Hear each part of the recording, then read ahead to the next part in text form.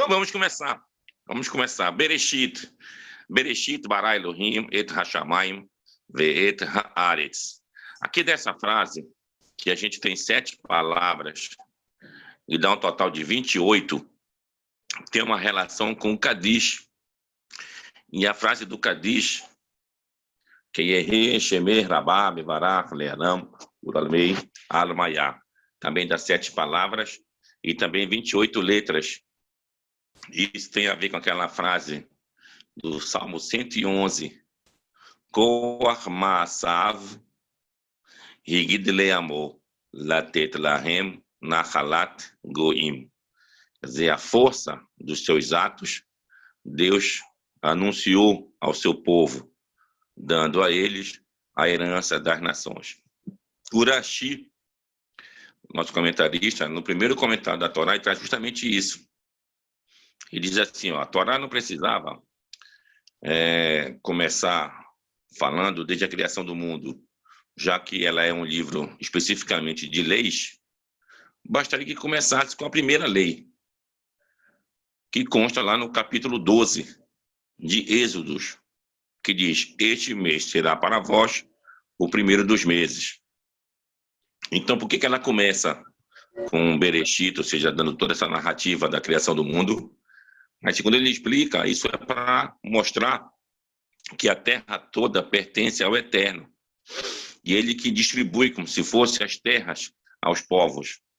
E entre essa distribuição, ele deu a terra de Israel ao povo de Israel. Aí ele cita isso em 1200, mais ou menos. Se os povos do mundo dissessem, vocês são usurpadores de uma terra que não vos pertence, você diria, não, está aqui escrito, a terra pertence ao Eterno, ele nos deu. E a gente vê que nos dias de hoje, justamente vem à tona essa problemática, que talvez a gente esteja usurpando uma terra que não pertence ao nosso povo. E justamente aí está a resposta. Bem, a outra coisa interessante do Urashi sobre essa questão é muito interessante. É que e tem um cálculo matemático que vai dar da palavra Bereshit até o começo da Torá, realmente, lá no capítulo 12 de Êxodos. Ali está, nesse período, do primeiro versículo até lá, o capítulo 12, dá 1820 versículos. Então ele diz, se você somar a palavra Bereshit, você vai encontrar esse número. Aí tu faz o cálculo de Bereshit, não dá esse número, dá 913, se eu não me engano. Aí, sim, mas tem que saber fazer o cálculo. Então, o cálculo é feito assim. Bereshit, tem a palavra Bereshit. Aí tu tem o Bet. O Bet vale 2. Só que tu vai contar agora o Bet no nome dele inteiro. Bet, Shevet, Bet, Yud, Tav. Então, Tav vale 400, o Yod vale 10 e o Bet vale 2. Só aí já é 412. 412. Aí, Resh, você vai somando todo o Resh, não só o Resh que vale 200, e sim a letra Resh. Resh e Yud Shin, já dá 510. Bom, eu não vou somar tudo agora, mas se você for somando a letra por letra, vai dar no total 1820. Impressionante. 1820. Então, justamente de Bereshit até o capítulo 12 de Êxodos são exatamente 1820 versículos. Então, é o que disse Rashi, justamente, nessa sua primeira explicação da Torá. Depois nós temos a simetria da criação do mundo. Como se dá essa simetria? Basta a gente ver, no primeiro dia Deus cria os céus e a terra, e a luz que permeia tanto um como o outro. Depois, no segundo dia, Deus fez a expansão dos céus. No terceiro dia, Deus ordenou e organizou o elemento seco, a terra, as águas, e criou a vegetação. No quarto dia, Deus fez o sol, a lua e as estrelas. No quinto dia, os animais daqui da terra, tanto as aves como os répteis. E no sexto dia, além de criar os quadrúpedes, Deus criou o homem, que sua alma vem de cima e o seu corpo vem da terra. Então aí está a simetria. O primeiro dia, céu e terra, em cima e embaixo. Segundo dia, expansão dos céus, só em cima. Terceiro dia, vegetação, só embaixo. Quarto dia, sol, lua e estrelas, só em cima. Quinto dia, os animais daqui da terra, tanto as aves como os répteis, só de baixo. Aí no sexto dia, Deus cria algo igual ao primeiro, de cima e de baixo, que no caso foi a criação do homem. O seu corpo é daqui da terra, de baixo, mas a sua alma vem de cima. E no sétimo dia vem a coroação da criação, que é o descanso, que é o dia de Shabat. Também vamos perceber outra diferença em relação ao nome do Eterno, Bereshit bara Elohim, et hashamayim vet haaretz. Nesse primeiro capítulo, só aparece o nome de Deus Elohim, enquanto a partir do segundo capítulo já está escrito Hashem Elohim, o tetragrama e mais Elohim. Bom, o que Rashi também, ou melhor, o que o Midrash conta sobre isso? Olha, quando Deus cria o mundo, ele cria o mundo só com atributo da sua justiça, que é justamente o nome de Deus, Elohim. E depois ele associa a essa criação o tetragrama, que representa a sua misericórdia. Aí se dá um exemplo de um rei que tinha um copo diante dele, encheu esse copo de água bastante fria, o copo se quebra. E pega um outro copo e enche de água bastante quente, também o copo se quebra. Aí ele junta as duas águas, fria e quente, e assim o copo se mantém, o terceiro copo se mantém. Então, a mesma coisa no nosso mundo. Se fosse só com o atributo da justiça divina, o mundo seria praticamente impossível da gente ter uma noção de respirar nesse mundo. O que Deus faz? Deus associa a sua misericórdia e assim o mundo permanece. A gente não tem nem o caos e nem o excesso de justiça divina. Temos também na questão, depois da criação do homem, o homem foi criado macho e fêmea. Deus criou no sexto dia. O que Deus fez? Levou o homem a conhecer os vários animais da terra, para ver se encontrava alguém que o acompanhasse. Ninguém o acompanhou. Aí Deus viu que o homem estava só, e ele reclamou. E Deus, então, fez ele dormir e o separou, a sua parte feminina dele mesmo, num ser separado. Num ser separado. Ou seja, na verdade, não havia uma costela do homem que a mulher foi tirada. A palavra costela, em hebraico, é tsela. Sadi, lamed, ain. Tsela. Só que a palavra tsela também é utilizado lá quando se constrói o tabernáculo, na Perechá de Terumá, Perechá de Tessavê, vocês podem olhar lá. A palavra tsela hamishkan. Tsela hamishkan. Mishkan no tabernáculo. O que é tsela hamishkan? O lado do Mishkan. Então a palavra tsela quer dizer lado. O que Deus tirou do Adão não foi a costela, tirou o outro lado dele, o lado que era feminino. Separou e então colocou em um ser separado. Por isso que é dito, o homem, quando crescer, vai deixar seu pai e sua mãe, criar a sua mulher, e será uma só carne, como era lá no começo. Como era lá no começo. Então, essa é a questão do Adão e da Eva. Isso também é corroborado no capítulo 5 de Gênesis, onde se diz que Deus criou macho e fêmea e o chamou de Adão, para ambos, tanto a mulher como o homem.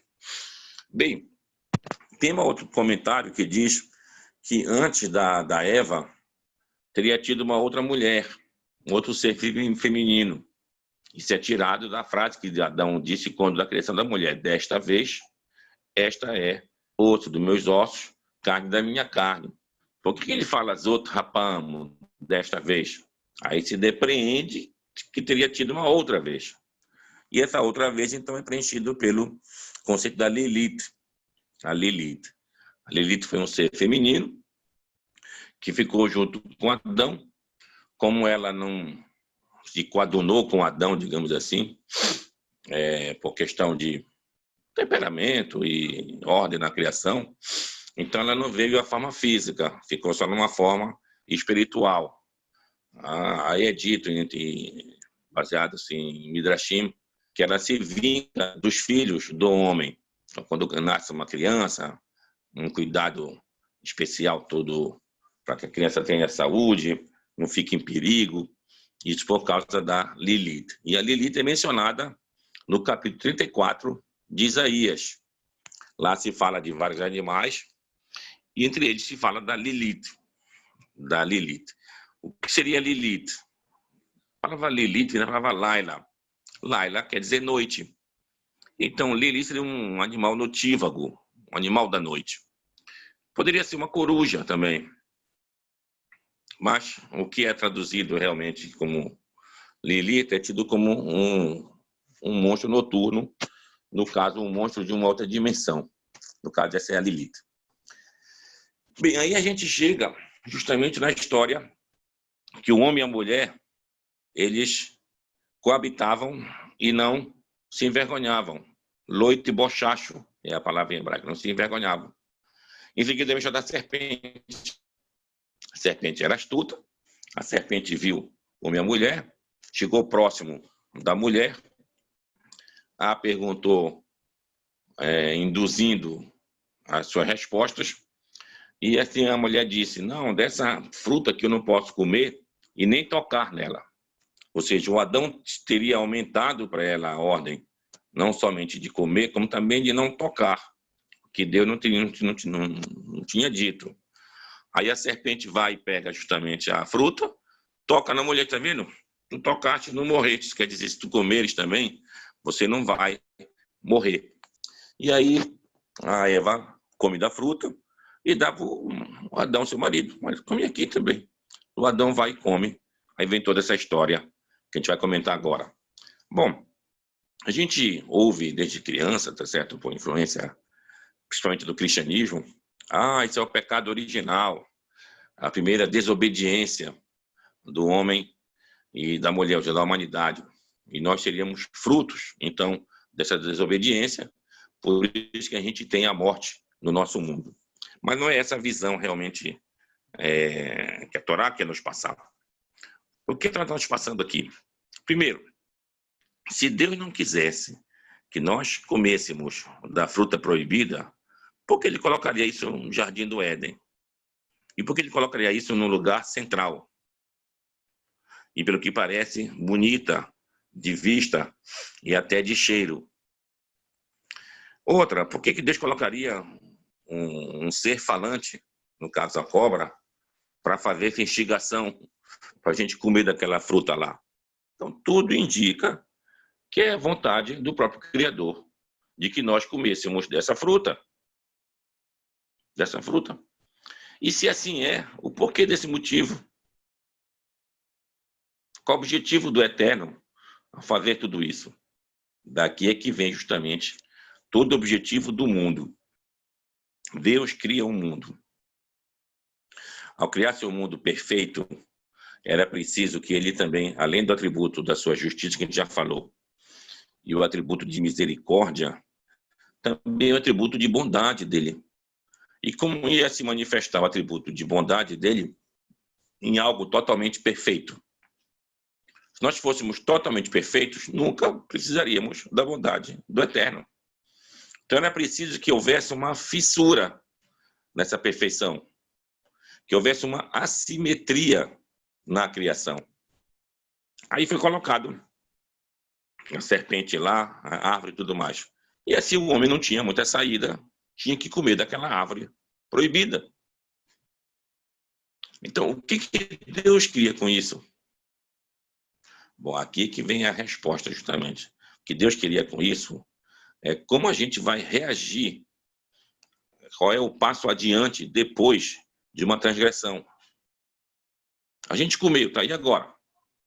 Como é que vai reagir a isso? Então, esse que era o teste de Adão. E o Adão, o primeiro homem, passou nesse teste. Ele mostrou depois que ele estava envergonhado.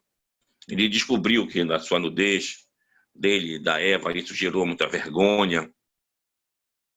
O que antes não tinha vergonha. Eles coabitavam, como é dito, noite e bochacho. não se envergonhavam.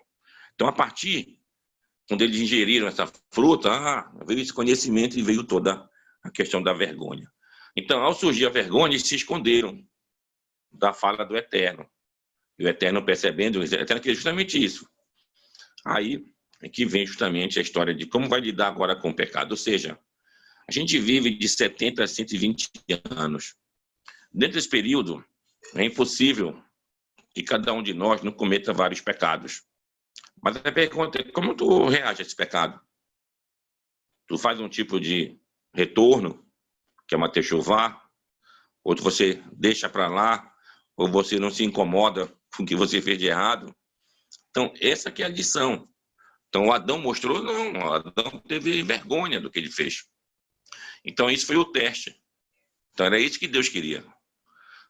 Então, a partir daí, deu continuidade à humanidade.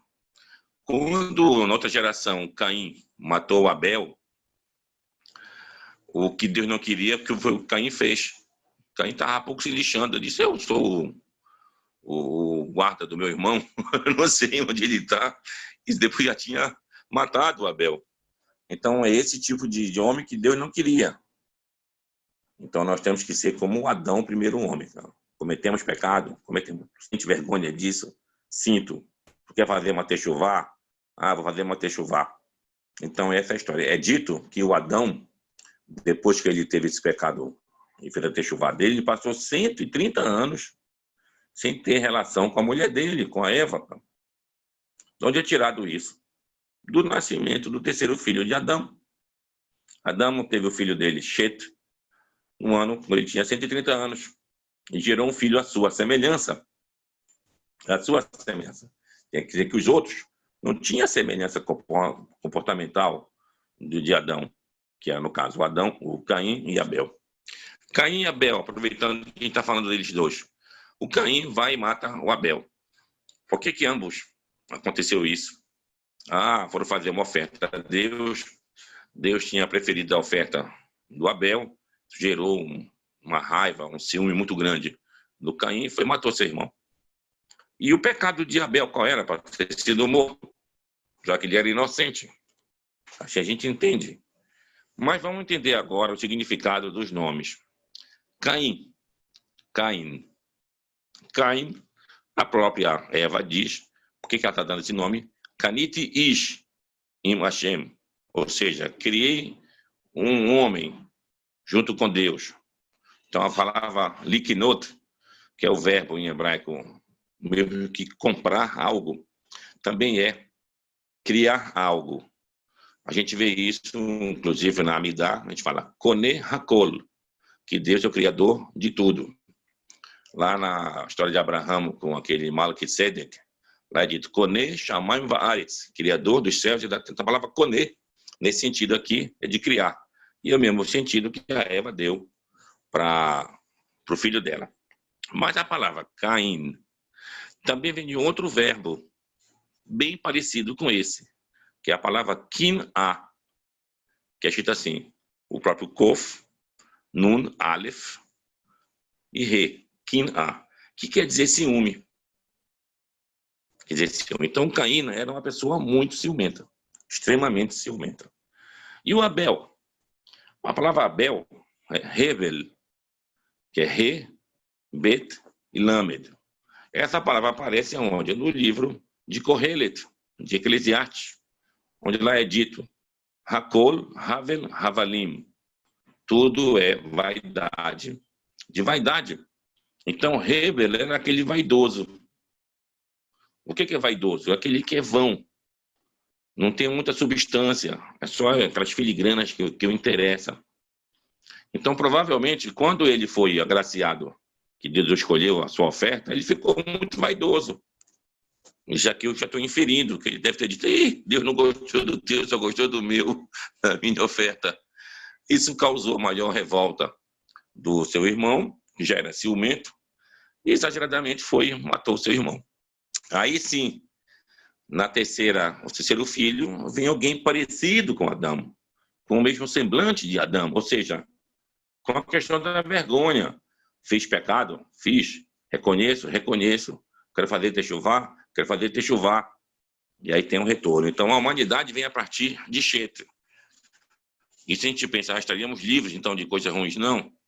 Da geração também de Caim, teve seus filhos. E é dito que a mulher de Noé, descendente de Shet, a mulher dele era Naamá, descendente de Caim. Então, passa para a geração e chega até nós também. Então, nós temos todos esses males, tanto do ciúme, como da vaidade, de tudo. Mas compete a nós o estudo e tentar seguir o caminho de Adão, através de Shet. Ou seja, faz o techuvá, faz o teu reconhecimento de que realmente você cometeu algo errado. Então, essa é a lição dessa história de Caim e Abel. Bom, aí nós temos a história da Nahash, da serpente. Quem era a serpente? Essa é a grande pergunta que a gente faz. Bom, a gente sabe que nós temos 4 níveis de interpretação do texto, chamado Pardes. P de Peshat é o literal, Resh, Remes, é o alusório, Dalt, Derash, é aquele que é de homilético, que é chamado, são lições de moral, e o quarto é o Sod, as coisas mais místicas da interpretação. Então, no literal, tu vê que, de fato, era uma serpente. Assim que o texto diz, era uma serpente. Serpente falando aqui. Bom, a gente passa para outros níveis. Mas no livro de alusão, o que alude aqui? Bom, a palavra serpente, Nahash, em hebraico. E quando você lê mais adiante, se fala em Nehashim Serafim. Então, Nahash Saraf, aquela cobra abrasadora, aquela cobra que queima. Ou seja, aquela cobra que é venenosa, em outras palavras. Então, a palavra usada, serafim, também é usada em Isaías, capítulo 6, onde tem a visão do trono divino. Aí ele vê o Eterno sentado no trono, o seu manto permeia todo o templo, e os serafim estão servindo o Eterno. Quem são os serafim? Os anjos abrasadores. Assim, a pergunta, mas como assim anjo abrasador? Eles queimam. Daí a gente vê o nome do que seria depois de um dos anjos, tratado como o marido da Lilith que a gente falou, chamado de Samael. O que quer dizer Samael? Sam, em hebraico, é veneno. Rael, de Deus, o veneno de Deus. Então, esse Nahash representava um saraf. Era um serafim. Então, justamente o que a gente explicou antes. Deus colocou ele lá e vai instigar, então, o ser humano a gente comer justamente daquela fruta que era proibida. E a gente comeu. E despertou também aquilo que abrasa o ser humano por dentro. O que abrasa o ser humano por dentro? É justamente como está em Shira Shirim, lá capítulo 8. Lá é dito que o ciúme é igual à mansão dos mortos, o Sheol. É uma labareda divina que queima. Então, quando a gente estava antes, quem tinha relações conjugais, coabitavam, e ninguém tinha ciúme. Era igual aos animais.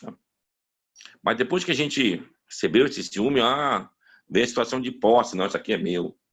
A gente faz em relação à sua mulher, e a mulher faz em relação ao seu marido.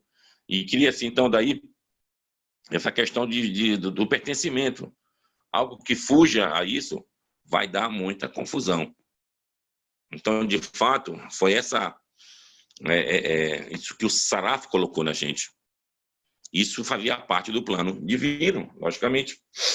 Aí vem um terceiro, o Derash, Midrash. O que é dito sobre a questão dessa serpente? O que representava isso? Isso representava o que é chamado de Yetzer Hará, nosso impulso para o mal. Então, nós temos dentro da gente o impulso para o bem e também o impulso para o mal.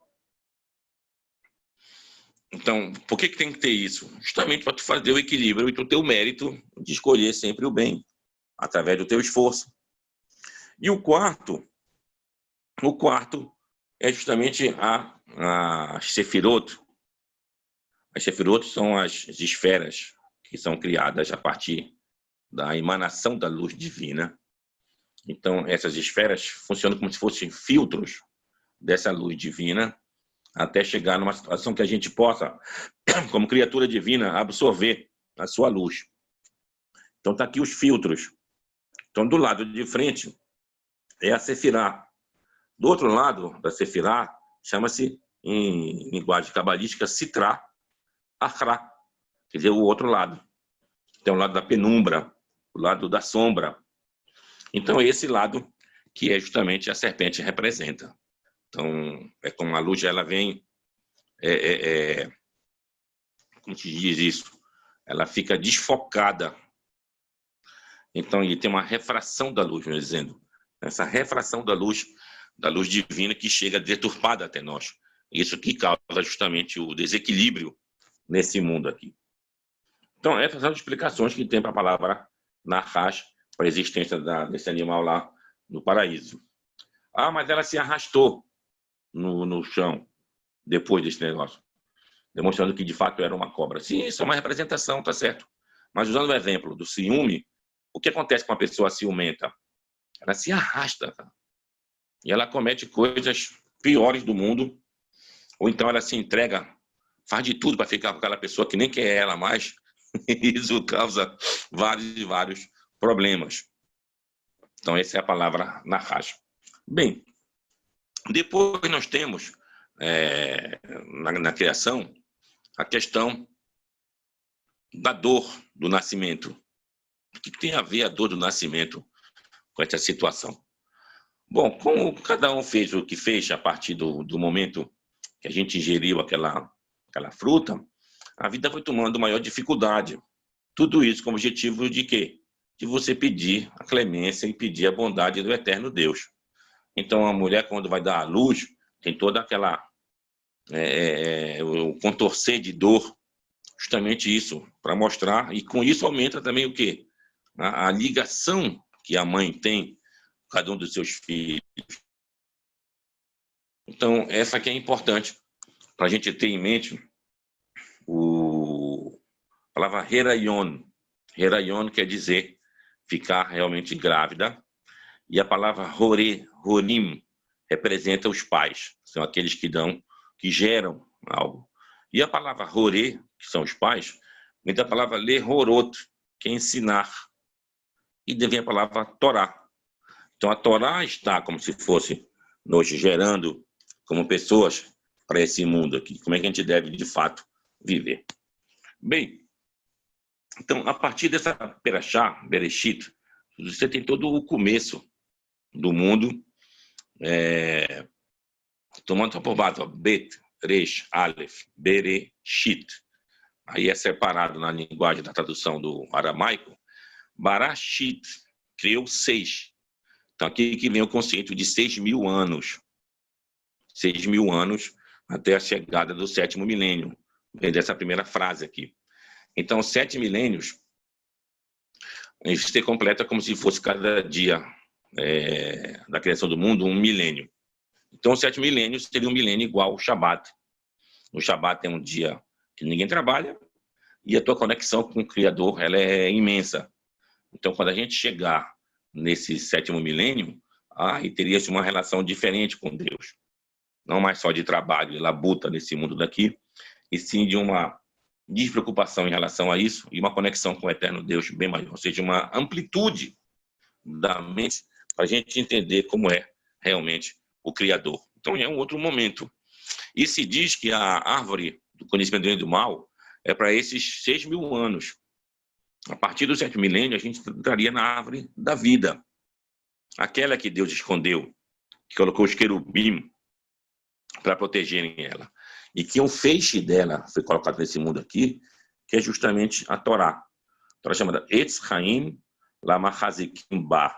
É uma árvore da vida para aqueles que se apoiam nela. E quando a Torá foi colocada no Mishkan, no tabernáculo, foi feita aquela arca sagrada, em cima dela ficava quem? Os querubim. Os querubim protegiam a Torá. Agora, a pergunta é, os querubim, quem são os querubim? De onde vem a palavra querubim? A palavra queruv, ela vem de uma formação gramatical do hebraico e que existem algumas pequenas mudanças na ordem das letras em algumas palavras. Por exemplo, a palavra simla. Simla quer dizer vestido. Então vem a letra Sin, Mem, Lamed e Re, similar. Mas às vezes a palavra está escrito Salma, Sin, Lamed primeiro, depois do Mem, depois também é o mesmo que vestido. Tem a palavra Keves. Keves é um carneiro, é Kaf, Bet e Sin. Mas ele faz Kesev, do contrário. Kaf, Sin, depois o Bet. Então, da mesma maneira, é a palavra Rehuv. Rehuv. Rehuv quer dizer tipo um carro, uma carruagem. Foi o que disse o profeta Elishá, quando ele viu o profeta Elias subindo aquele redemoinho dos céus. Aí ele falou, vi, Rechev Israel, o Farachav. Ele, meu pai, carro de Israel e seus cavaleiros. A palavra Rechev, de Rehuv. Aí, de Rehuv, você muda só a sequência das letras, como nos outros casos, da palavra querubo. E é justamente isso que o profeta Ezequiel visionou. Ele via aquela carruagem divina, como se fosse. Aí ele viu que os pés dessa carruagem eram pés de bezerros, Egel. Mas quando a gente for estudar de fato, vai ver mais Egel. A palavra Egel, que também é bezerro, mas também Egel quer dizer Igul. Igul é um círculo.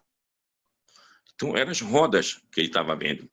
Então, a pergunta já muda agora. Se é uma roda, por que a gente chama de o bezerro de roda? Porque é aquele bezerro ceivado, gordinho, que parece arredondado, que parece realmente uma roda. Então, a gente vê que a raiz das palavras é que tu vai saber interpretar o sentido que ela quer te dar, do que ela está te falando de fato. Então, o querubo foi justamente o que o profeta Ezequiel avistou. Ele representa o que exatamente? Quando Deus, na sua infinitude, tenta criar um mundo finito, então ele vai circulando esse mundo do infinito até chegar no nosso mundo finito. Aí vem as sefirot, as esferas, os círculos, até chegar de fato ao nosso mundo. Do ponto de vista matemático, um número infinito é o número π, que é 3,14, 15, isso aqui vai até o infinito. E o que representa isso? Representa um círculo dividido pelo seu diâmetro. Então, um círculo dividido pelo diâmetro nunca vai dar um número exato, vai dar um número π, número infinito. Se a gente passar para a Torá, Deus cria o mundo. Deus cria o mundo falando. Ele fala a língua sagrada. A língua sagrada tem quantas letras? 22 letras. De Aleph até o Tav, 22 letras. Ele criou o mundo em quantos dias? Em 7 dias. Então, se a gente pega 22 letras e divide pelos 7 dias, ou seja, 22 vezes dividido por 7, dá quanto? Dá π. Dá um número infinito. Então, a gente vive do infinito, Deus vem para o mundo finito, o nosso mundo que a gente conhece. Bem, ainda sobre a questão do Adão, o Aleph vale 1, o Dalet vale 4 e o Mem vale 40. Total, 45. E o Adão foi criado do próprio Deus. Nascer Adão, Betsalmeno, Pequidemuteno. Vamos criar um homem, a nossa imagem e nossa semelhança. Mas como assim nossa imagem, nossa semelhança no plural? Já que Deus tinha falado somente como um. Bem, essa resposta você encontra no hebraico. A língua hebraica, ela usa o plural quando ela quer se referir a uma certa grandeza. Isso é falado não somente em relação a Deus ou a outras divindades, como também alguém que tem alguma importância muito grande nesse mundo, e também é usado o plural. O que é dito em português de plural majestático? Você chega como autoridade, como rei de vossa majestade, ou seja, usa um plural. Então, isso seria do hebraico também. E aí, quando Deus disse, façamos o homem, era ele falando na sua grandeza. Outros explicam um pouco diferente. Nascer Adão, justamente Deus e a própria terra, o que forneceram o material. Deus deu a parte espiritual e a terra forneceu a parte material. A gente foi feito do barro. Daí a palavra Adão, da palavra Adamá, terra. Mas 45 é o número de Adão. Então, bora ver agora do nome do Eterno. Yod, a letra Re, Vav e outra letra Re. Bom, a gente sabe que o tetragrama vale quanto em números? 26. O Yod é 10, o Re é 5, Vav é 6 e outro Re 5 dá 26. Tá, mas o Adão é 45. Como é que tu vai chegar em 45? Bem, aqui vem de novo aquela fórmula que a gente está falando em relação a Bereshit, que eu contei logo no começo. Então, o Yod, que é 10. Tá, mas se eu escrevo Yod completo, o nome dele é Yod, é o próprio Yod, Vav Dalet, Yod. Quanto vale ele direto? Então, o Yod é 10, o Vav é 6 e o Dalet 4. Dá 20. Então, Yod vale 20. Re. O Re vale 5. Mas se eu escrevo o Re completo, como é que eu escrevo o Re? Re Aleph. Então, 5 mais 1, 6. Então, já vale 6. Então, temos 26. Aí vem o Vav. O Vav vale 6. Mas se eu for juntar toda a letra que compõe a palavra Vav, é Vav, Aleph, Vav. Dá 13. Então, 26 mais 13 é 39. Aí depois vem a letra Re, que é o último Re do tetragrama, que vale 6. 39 mais 6, 45. Adão. Então, aí está justamente a divindade da criação do homem. No Salmo número 8, lá é dito que o homem foi criado um pouco abaixo de Deus. Meat Melohim. Então, nós temos todo o poder de criação, todo o poder de dominação nesse nosso mundo aqui. O único ser que tem a capacidade de destruir esse mundo aqui, infelizmente, somos nós. Se não estivesse ser humano na Terra, o planeta ia viver bem, sem nenhum problema. O equilíbrio dos ecossistemas iam funcionar tranquilamente. Nós que podemos mexer com isso. Então, a gente percebe que nós temos essa capacidade para o bem e a capacidade para o mal. Então, depende da nossa criação, depende de como a gente pode lidar com esses nossos instintos, para a gente, de fato, fazer um serviço a Deus verdadeiramente. Uma outra passagem que chama bastante atenção nessa Perashá Bereshit é a criação do sétimo dia.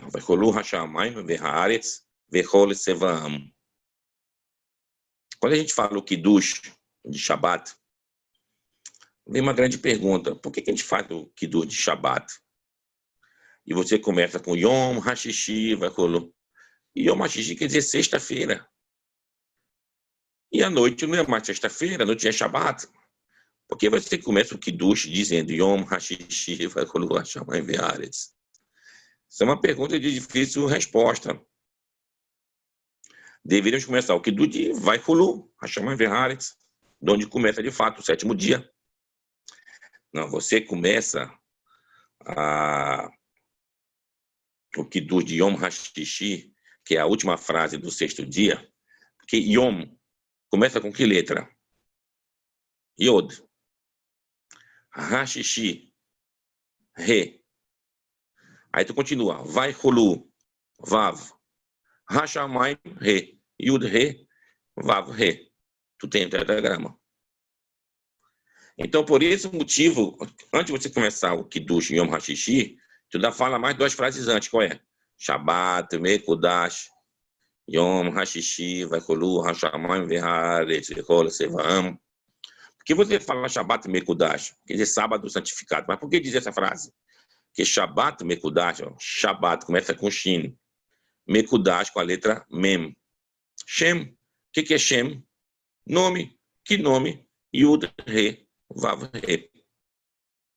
Então, por isso que o Kiddush deve começar com a palavra Yom Shishi. E quantas palavras tem o Kiddush? Kiddush tem total de 70 palavras. 35 na primeira parte vai Hulu, e mais 35 a partir da bênção do Kiddush. Daí dá um total de Yain. Yain é a palavra Sod. Sod. O que é Sod em hebraico? Sod é o segredo, Sod é todo o conhecimento cabalístico. Então é dito que quando você já alcança a interpretação cabalística do texto, você já está como se fosse até no 7º milênio. Está entendendo profundamente o texto da Torá. E uma explicação mais rasteira. Você toma vinho, porque o vinho satisfaz o homem. E quando entra o vinho, sai o quê? Sai o segredo, sai o Sod, que também é 70. Então, alguns dizem que a fruta proibida que a gente comeu lá no Jardim do Éden era a uva. Ela era uva. Por que era uva? Porque ela tem a capacidade de embriagar e de bloquear nossas censuras. Então, segundo alguns, seria a uva. Outros dizem que a fruta que a gente comeu lá, na verdade, era o trigo. Por que ele diz que é o trigo? Porque trigo em hebraico é a palavra hitá. Het, tet, re, hitá. E a palavra hitá lembra a palavra het. Het quer dizer pecado. Então, seria a fruta do pecado. Outros dizem, não, essa fruta que a gente comeu lá era o etrog. Esse etrog que a gente comeu agora, que a gente fez as mitzvot em Sukkot, segundo alguns, essa era a fruta proibida. Por quê? Porque o etrog é uma fruta bastante cheirosa. E a sua árvore também é cheirosa.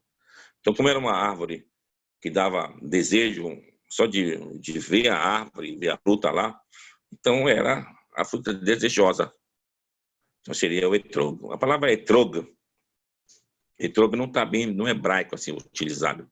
Não aparece a palavra etrog no hebraico.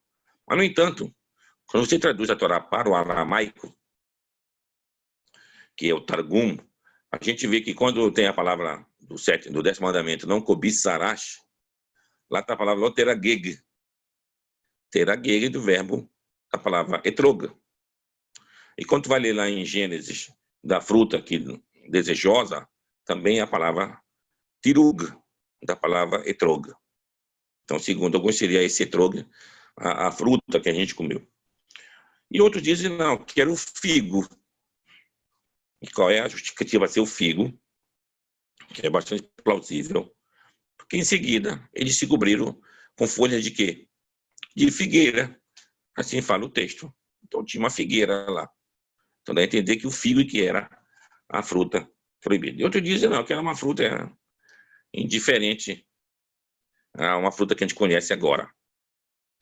O fato é que a partir dessa fruta é que a gente sentiu algo diferente. Não que a gente não tivesse desejo antes. Se tinha o desejo antes, tanto o homem como a mulher, mas se tinha desejo antes, igual como os animais têm, a necessidade de procriar. Mas nós temos uma necessidade diferente dessa daí. A coabitação, homem e mulher, não é só para procriar. Então foi a partir da árvore, dessa fruta que a gente comeu, que começou essa relação então diferenciada entre homem e mulher. Agora, vem o Jardim do Éden, assim eu termino no comentário. No Jardim do Éden, é dito na Perachá que 4 rios saíam do Jardim do Éden, ou para regar o Jardim do Éden. Dos 4 rios, 2 são bem conhecidos. É o Hidekel, que é o rio Tigres, ou Tigre, em português. Perat, que é o rio Eufrates.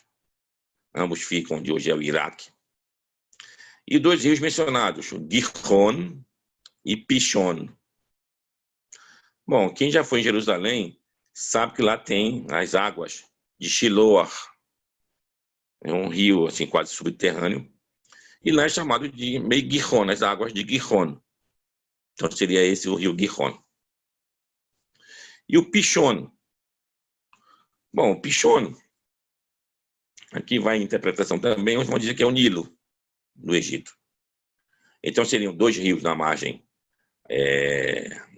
esquerda e 2 rios na margem direita.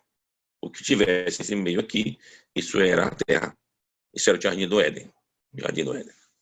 Outro diz que Gihon seria uma referência ao Mar Vermelho.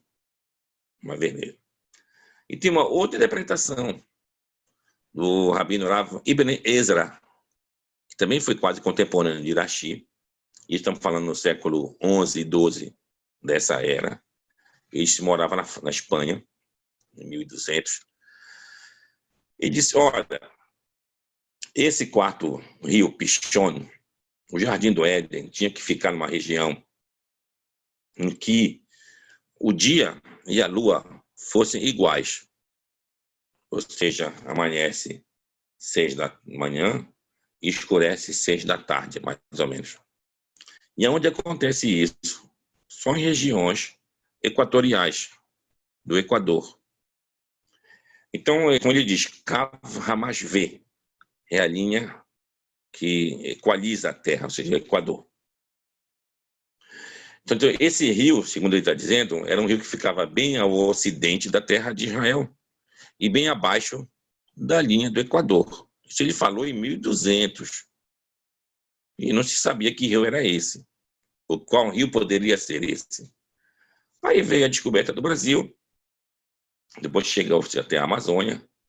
E qual é o rio que fica debaixo da linha do Equador, mais a ocidente da terra de Israel? Nosso rio Amazonas aqui. Então, segundo essa interpretação do Ibn Ezra, aqui seria a parte do Jardim do Éden.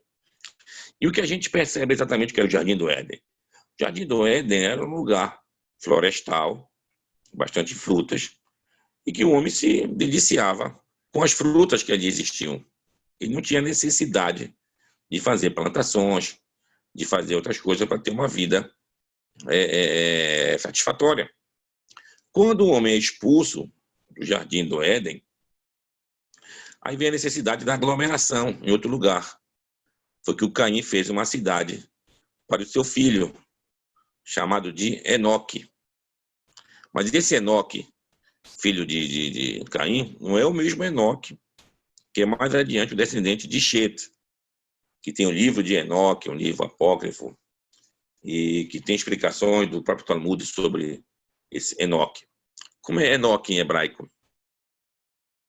Enoque em hebraico é a palavra Hanor. Hanor é Enoque. E de onde é a palavra Hanor? Da minha palavra Hanukkah. O que é Hanukkah? Hanukkah foi a inauguração do templo, ou seja, a reinauguração do templo. Inaugurou o templo. O que é inaugurar? Inaugurar é iniciar. Então, Hanor eram aqueles que eram iniciados. Daí o termo iniciado. Iniciados em quê? No conhecimento. Então, Hanor, apesar de ter vivido pouco tempo em relação aos outros, né, que viviam 900 anos, só viveu 365 anos, ele conseguiu muito conhecimento e foi levado ao outro mundo. E, segundo consta na literatura rabínica, ele se transformou num anjo que fica diante do Eterno, chamado de Metatron. Metatron é uma palavra em grego. Meta, ou meta quer dizer diante, trono, do trono, trono divino. Em outras palavras, é o mesmo que Michael, quem é aquele como Deus, que é o anjo mencionado em Daniel como um anjo protetor do povo de Israel. Assim como cada povo tem o seu anjo representante, entre aspas, lá nos céus. Então, essa é a situação que a gente tem da nossa Perashá de Bereshit. Ela representa a criação do mundo, ela representa como que Deus vem do mundo infinito para o mundo finito, ela representa o que Deus quer de cada um de nós, ou seja, vamos cometer pecados? Sim, tem aquele pecado deliberado, tem um pecado que é por vontade própria, tem um outro que o cara é premido pela sua vontade, não tem como ele escapar disso, outro é pela circunstância, outro ele foi levado por A ou por B e acabou fazendo um pecado involuntário. Tá, mas como é que tu vai reagir a isso? O que tu vai fazer depois disso? Então, é essa a reação que Deus queria de Adão. Se você se se retrata, se você se faz um retorno do seu pecado, é isso que Deus quer, cara. É isso que Deus quer da humanidade. Então, a humanidade, a gente veio para cá para fazer techuvá. A techuvá, que é o nosso papel principal nesse mundo aqui. Techuvá pessoal, techuvá coletiva do povo, a techuvá de retorno para a terra de Israel, a techuvá para que a gente possa fazer essas orações completas ao eterno Deus. Tudo isso foi desde a criação do mundo. Então, esse nosso retorno à nossa fonte é o que a gente tem. A gente vê também nos 4 elementos da criação, tem Or, onde vem a palavra Avir. Or é a luz, Avir quer dizer o ar. A gente só respira. Tem Eretz, que é a terra, onde a gente habita, onde a gente pisa. Tem Maim. Maim é onde dá prazer para o ser humano. E tem o fogo, Esh, que pode ser uma coisa boa, mas também pode queimar, tanto por fora como por dentro. Então, esses 4 elementos é que permeiam todo o ser humano. Então, tudo depende de como você vai lidar isso em relação ao eterno Criador. Então, as orações que nós fazemos hoje em dia, nas nossas esnogas, todo o intuito qual é? Fazer uma conexão entre aquele fiel e Deus.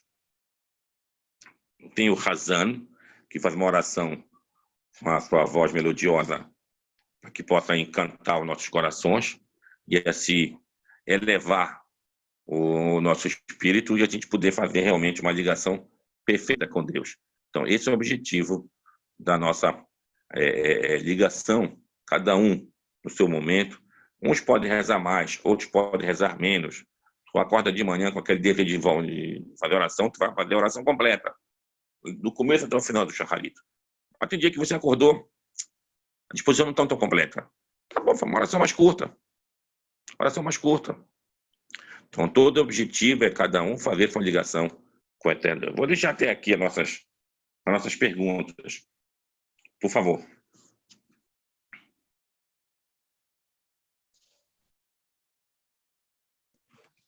Rabino, Luiz. Oi, Luiz. Rabino, o senhor falou que, agora há pouco, o senhor falou, fantástico o que o senhor explicou, isso foi uma aula fantástica, realmente. Mas o senhor falou que a forma como Deus se relaciona com o mundo material que ele cria é uma forma de redução dele. Isso. Foi uma interpretação que eu tive disso. Tá. E quando ele começa a criação, ele precisa se contrair para gerar. Assim fala a Kabbalah fala, né? O Zohar fala, o Bahir fala, que ele se contrai e nessa contração gera a luz primordial que dá, que é o início de toda essa construção material, mas é a partir dele, da sua imaterialidade para a materialidade. E a física fala que a luz é matéria. Certo. Né? Se a comprovação da física é matéria. Então, essa primeira contração dele seria, então, uma redução da sua infinitude para esse mundo? Posso interpretar dessa forma? Está correto. Deus é infinito. Como infinito, a gente não tem a possibilidade, como ser humano, de absorver a ideia do infinito. A gente fala, mas a gente não tem como compreender o infinito. O que a gente conhece? A gente conhece coisa que a gente pode definir. Usando a gramática, o que é definir? É botar fim, botar limite. Uma coisa começa aqui, acaba aqui. Isso eu entendo. Então, Deus é o indefinido, digamos assim. Então, quando ele sai do indefinido para chegar no definido, ele tem todo esse processo, como o senhor bem falou aí. Ele é uma coisa imaterial e vai se tornar material, algo dele. O que é material? Algo dele são as suas criaturas. Então, como criaturas, nós somos fragmentos do infinito. Então, isso se dá como? A gente tem um período de existência de 100 anos, digamos assim. Aí você tem um nível, tá certo? De espaço que você preenche. Tudo isso é limitado. Isso é limitado. Mas a nossa tendência espiritual qual é? De retorno. A gente vai sempre retornar que fonte? Para a fonte do mundo infinito. Esse mundo que a gente de fato não compreende. Então, é realmente fantástico essa ideia dos cabalistas e do que fala no texto da Torá. Realmente impressionante. Aí você gera uma outra pergunta, só para completar, é porque Pois se não. ele é essa primeira luz que gera, como o Bahir fala, como o Zohar fala, aí tem uma outra luz que ele cria no primeiro dia, né? Ele fala lá, Isso, né? Haja luz, isso. e é Rior. E E aí, Rior. mas não é ainda mas ainda não é a luz que nós conhecemos do Sol, que está lá no quarto dia. E aí eu pergunto, que luz é essa? É bem lembrado. Os sábios, né? Bem lembrado. Os sábios costumam dizer o seguinte: o nosso calendário hebraico começa a partir da criação do Adão. Então, o primeiro dia de Tishrei seria o do nascimento de Adão. Isso quer dizer, então, que 7 dias antes, ou melhor, 6 dias antes, o mundo foi criado. Então, usando um calendário virtual, né? Seria no dia 25 do mês de Kislev, do mês de Elul. Elu. Antes de começar o Rosh Hashanah. Bom, isso é uma explicação. Outros dizem, não te apega muito a isso, porque a palavra Bereshit, né? Bet, Resh, Aleph, Shin, Yud, Tav, se você muda a sequência dela, essas mesmas letras, perguntei, quando aconteceu Bereshit? Tu muda a sequência da palavra Be'alef, Tishrei. Mas aí, Be'alef, Tishrei. aí complicou tudo. Aí fica realmente complicado. Mas é para a gente entender, tá certo, que o mundo que veio desse mundo infinito, esse processo se dá através das Sefirot. Até aí a gente entende. Então vem as Sefirot, Keter, Hormah, Binah. Isso é uma conceituação para a gente entender como isso se dá. Então, desse processo em espiral, que vem saindo do mundo infinito, chega no mundo finito. Isso quer dizer que nós somos fragmentos, como eu estava falando. O que indica ser fragmentos? Se você é fragmento, você já não é mais completo. Quando pega uma laranja inteira, tu corta ela, já não está mais completa. É um fragmento de laranja. Então, nós somos fragmentos da criação, ou seja, fragmentos do Criador. É um conceito difícil, E esse conceito fica mais difícil ainda, porque o tetragrama representa aquele que provê a existência. Ele que dá a existência. Só que o Criador, ele vem da não existência. Vai entender agora esses conceitos. São conceitos bastante complicados para a mente humana. Mas esse infinito, só por fato de ser infinito, é uma coisa já quase que inconcebível. A gente não tem como mensurar essa questão. A gente não foi criado para isso. Nossa visão até uma visão até um dado momento e até um outro muito de amplitude. Mais do que isso, a gente não consegue enxergar. Mesma coisa é o ouvido humano. Tu ouve uma certa frequência, se for muito baixa, tu não ouve. Se for muito alta, tu estoura. Então, tem tudo essa limitação. Então, é isso que a gente está realmente abaixo do Criador. Mas, de fato, a luz, essa luz primordial, não era a luz do Sol. Não era a luz do Sol. Então, esse dia da criação, segundo aquela primeira explicação que eu estou falando, não, eram coisas referentes só para nos dar o conceito da criação do eterno. Com unicidade. Então, só a partir do final da criação é que tu vai entrar exatamente no mundo que a gente conhece, que a luz vem do Sol, ou na noite a Lua reflete a luz do Sol e assim por diante. E também tem uma coisa, essa palavra Boker e Erev e Boker, né? Manhã, tarde, manhã. Bom, só para a gente ser bem exato, Erev quer dizer mistura. E Boker quer dizer, você vai fazer uma qualidade das coisas. Então, Deus misturava a coisa, via qual era a melhor essência de equilíbrio, e criava a sefirá seguinte. É impressionante, são coisas fantásticas, Sr. Luiz. É fantástico. Fantástico, Mesmo. fantástico mesmo. Se eu ficar aqui te perguntando tudo que já passou pela minha cabeça aqui... É lindo isso, Luiz, fantástico. Não dá. Estou dando a barra dele. Nada, grande abraço, querido. Rabino, Bereshit é um livro que a gente viaja, né, Rabino? Viaja muito, rapaz, é um livro fantástico. Eu estava pensando aqui, Rabino, que... acabando a bateria, tá bom? Um abraço para vocês aí. Tá certo.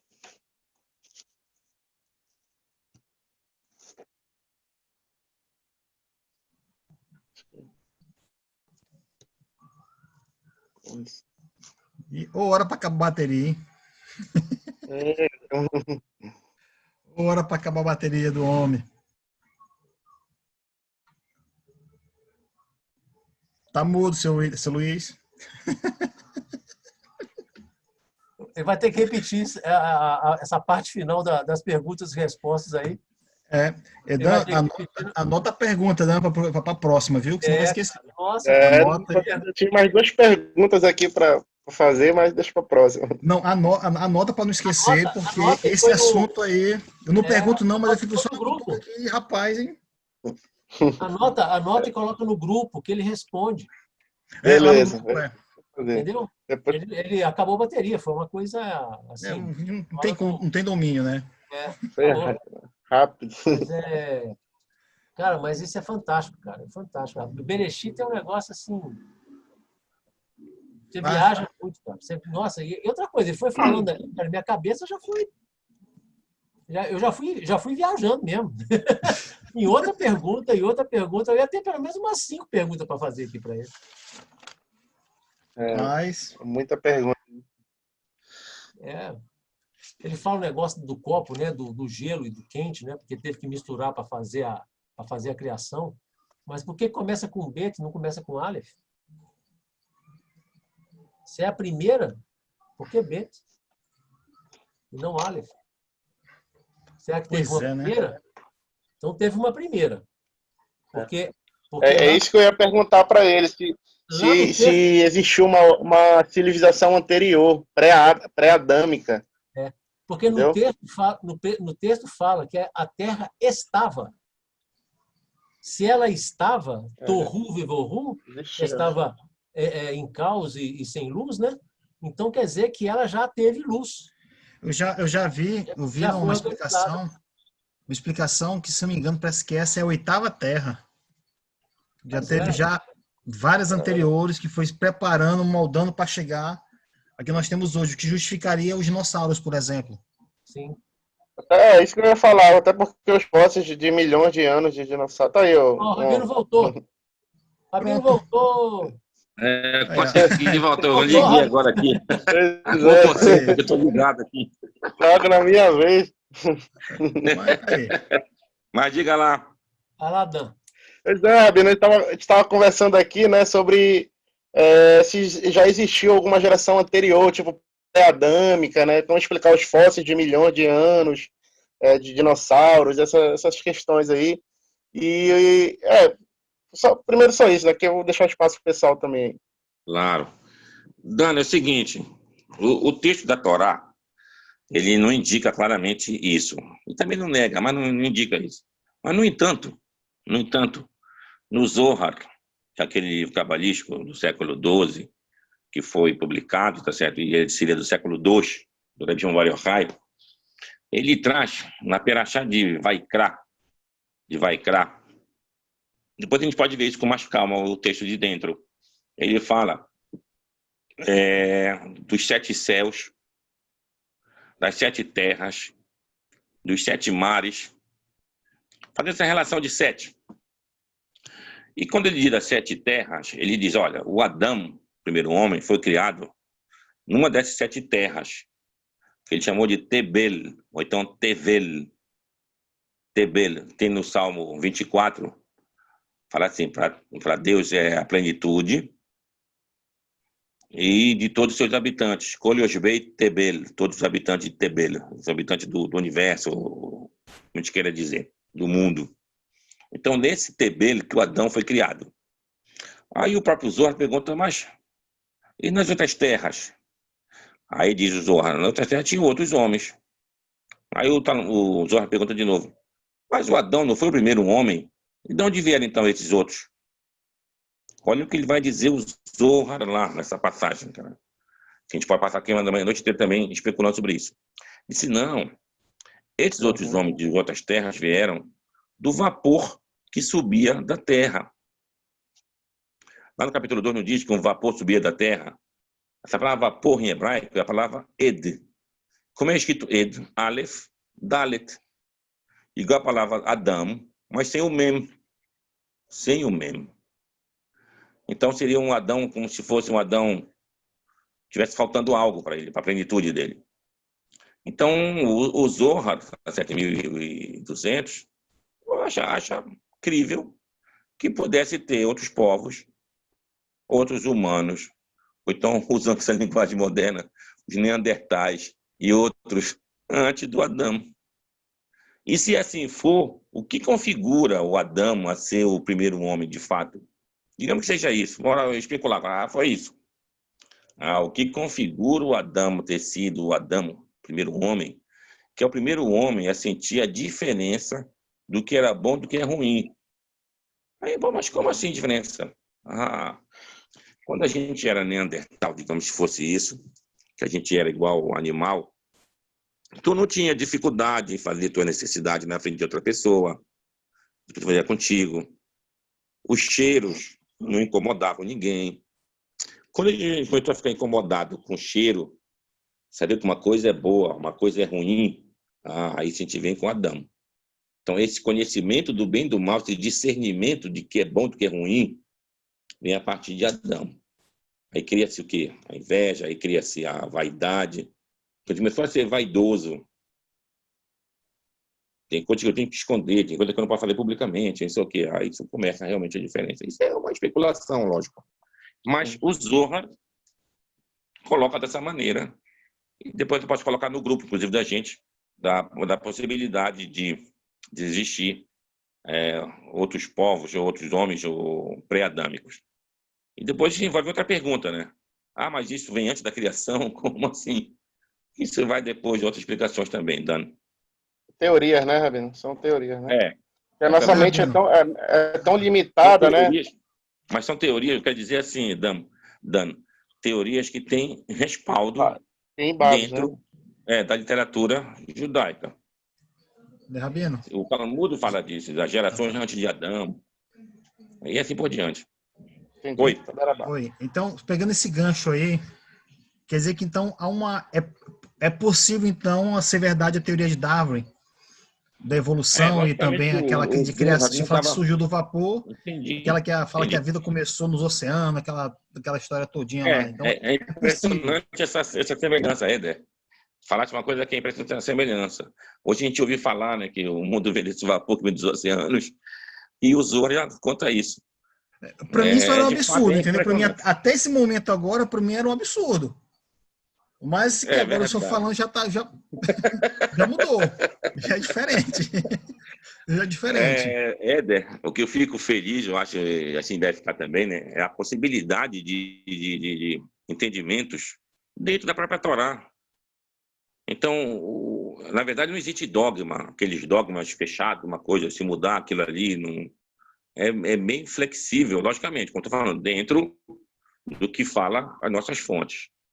Então, o Zohar fala isso com uma clareza e com uma sinceridade e, como posso dizer, uma simplicidade. Não está preocupado que está mexendo com outros conceitos. Ela disse, não, o Adão é só dessa terra chamada Tebel. Mas existiam outros homens de diferentes cores, diferentes tamanhos, né? Diz assim. E fala da questão do clima. Aí me leva a outro ponto. Se surgiu pelo vapor, você pode falar que surgiu do vapor, certo. E que até acho que no quarto dia que foi criado o Sol e a Lua, então a definição de tempo é um pouco mais, poderia ser muito mais extensa, né? Então, é possível então haver vida em outros planetas, então. já agora viajando agora mais. Tá acabando aqui. Rapaz, que pena.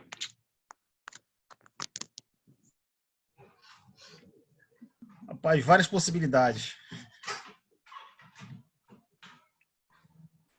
Acho que acabou a bateria dele de novo. De novo. Na verdade, cara, o que ele fala, né, o que o Rabino fala, e é uma coisa que eu vejo também através do estudo, é que a Torá, né, e o Talmud, eles não fecham a questão. Entendeu? Eles não falam assim, é isso e pronto, está acabado. A única coisa que a Torá fecha a questão realmente é que Adonai é errado, cara. Pronto. E o que deve ser feito para agradar ele, para chegar a ele. É isso. Adonai é errado, acabou. Pronto, Agora, acabou. Agora, o que eu vejo é que a possibilidade de você desenvolver o pensamento em cima do texto, ele é infinito, cara. Ele é infinito. Você já... Né, infinitas. Olha a capacidade para ver, né, o que o Eterno fez. Dentro de um algo finito, ele botou o infinito dentro. E vice-versa. E vice-versa, porque ele está... Começa, termina. Não, mas porque ele, que é infinito, ele também se revela no finito. Exatamente. Ele entendeu? É interessante, cara. E Ou seja, pode discutir até a morte. Começando agora, até a morte não vai chegar a conclusão nenhuma ainda. Quer dizer, conclui algumas coisas, mas não chega a nada. Exatamente. Nós vamos viver 1 bilhão de anos e nós nunca vamos chegar. É só chegar que só sei que nada sei, né? Só sei que nada sei. Isso é uma gotinha no oceano, né? Que a gente está. E aí você vê, cara, a infinitude de pensamento que tem. Olha a quantidade de livro, cara. Que o homem está entrando de novo. Ele também gosta. O homem gostou. O assunto é bom. O assunto é maravilhoso. Mas essa questão, cara, ela é fantástica. Fantástica. Pois é, pessoal. Aqui a gente estou com dificuldade. A gente vai continuar esse tema na outra aula. Viu, Éder? Nós estamos até falando aqui que o negócio está bom. Mas... O negócio é tão bacana porque do infinito ele cria o finito e se revela. E o infinito se revela. É verdade. É verdade. Mas você comentou agora há pouco, né, Rabino? Que só o Eterno para poder criar a Torá, e o Tanar, na verdade, né? Que é algo que é finito, que você começa, você termina, mas dentro dela está todo infinito ali que... exatamente. Estudando, chega... Lá. Rabino, o senhor falou aí sobre esses sete céus, sete mares e tudo, mas eu já li também que tem 7 coisas que foram criadas antes da criação. Tá correto. Não é? Tá correto. Não tem? É o trono, é o trono do Eterno, né? Mas verdade. Trono, se não me engano, vai a vara de Moshe. Verdade, tem muita coisa aí. É verdade. São coisas muito interessantes que tem, que eu estava falando. Salmo, né? Verdade. Do Salmo 68, tem uma palavra lá chamada Totsaot, que vai dar 900, não sei o que lá. Isso é tirado como se fosse 900 gerações antes de Adão. Então, na geração de Adão, o negócio já vai longe. Então, o Talmud fala isso, como eu falei, com simplicidade. Mas quero falar depois, não, agora não vai dar, mas depois sobre a questão da possibilidade de vida em outros planetas. Ou seja, o que a Torá fala sobre isso. Isso é importante. Então, meu amigo, vai ficar para a nossa semana, tá bom? Se Deus quiser. Sem problema, Rabino, sem problema. Olha, a todos vocês um grande abraço, tá bom? Eu estou aqui com 1%. Tá bom? Um abraço para vocês aí. Shabbat shalom. Shabbat shalom. Shabbat shalom, Éder. Um abraço para todos. Shabbat shalom, um abraço a todos. Shalom, Faverinho. Um abraço.